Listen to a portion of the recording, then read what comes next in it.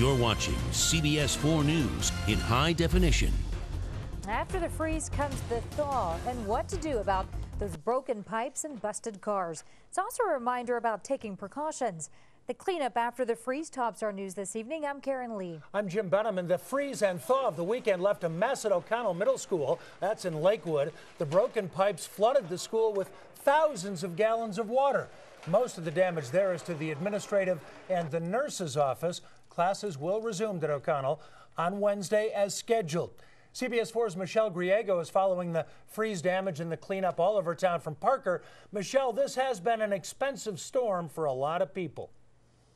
Jim, it has been expensive, and the homeowner has to it'll probably cost her about $10,000 to $15,000 from all of the water damage in her basement. You can see part of the wall had to be removed here in the basement, but just looking at all of this damage, this homeowner is actually lucky because it could have been much worse. It was just amazing that little tiny hole did all of that. Cindy Grimes has a mess on her hands after a 1/4-inch water pipe in her basement burst. And it was spraying out of the wall, so it sprayed all over the furniture, and the window was frozen shut.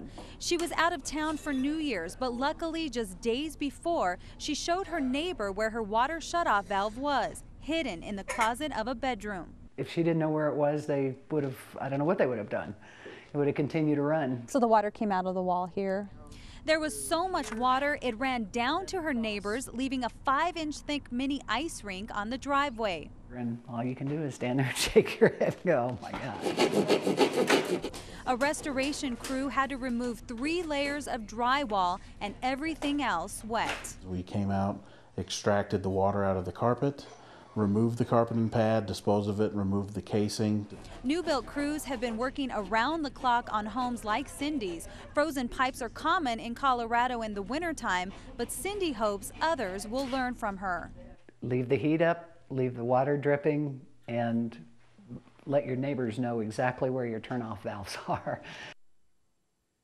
And boy, that is good advice. That homeowner is very lucky because her neighbor had a key and was able to come in. Now, knowing exactly where that water shutoff valve is very important because you could lose 1,000 to 1,500 gallons of water in just an hour. And this is where the pipe broke. You can tell that crews have restored this part. They're actually going to insulate this pipe because it's an outside wall to keep it from freezing again. Now, they're going to let things dry out here for about 2 to 3 days. Then they'll start restoring things. They'll put new flooring down, a new window, and also new paint. Actually, Cindy said she wanted to paint down here anyway, so this is going to kind of push her to do that. Back to you guys. So if there's any silver lining, that might be it. It's expensive, though. Thanks, Michelle.